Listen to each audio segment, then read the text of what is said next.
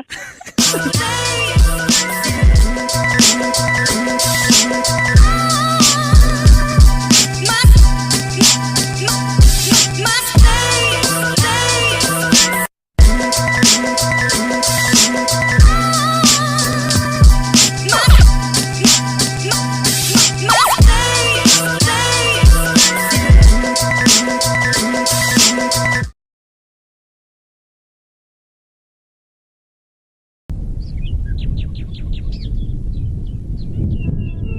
Seni sebenarnya sangat sulit untuk didefinisikan dan dinilai tolak ukurnya, karena pendapat atau penilaian seseorang pada sebuah seni berbeda-beda. Tetapi menurut kami, kesenian adalah bagian dari budaya yang menggambarkan kekayaan intelektual, ekspresi perasaan, dan bentuk kreatif imajinasi manusia untuk menyesuaikan diri dengan lingkungannya. Karena kita sedang membahas tentang kesenian, maka kami akan memberikan sedikit informasi tentang jenis kesenian suku Nias. Seberapa besarkah jiwa seni yang dimiliki suku Nias? Berikut informasinya. Seni ukiran dan memahat. Seni mengukir dan memahat telah lama tertanam dalam kehidupan suku Nias. Hal ini dapat dilihat dari ukiran ornamen-ornamen yang menghiasi dinding-dinding kayu rumah adat tradisional Nias.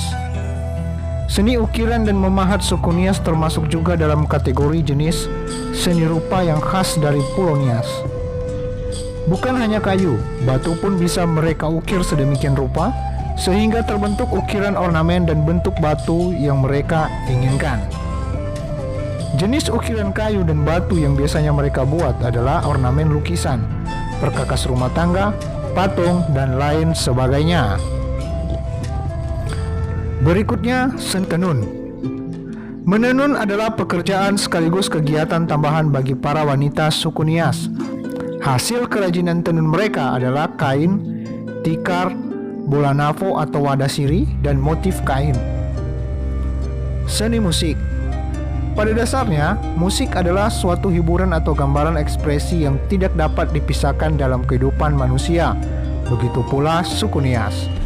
Banyak alat musik tradisional dan juga lagu-lagu daerah Nias membuktikan bahwa suku Nias memiliki seni musik yang sudah melekat dari zaman dulu.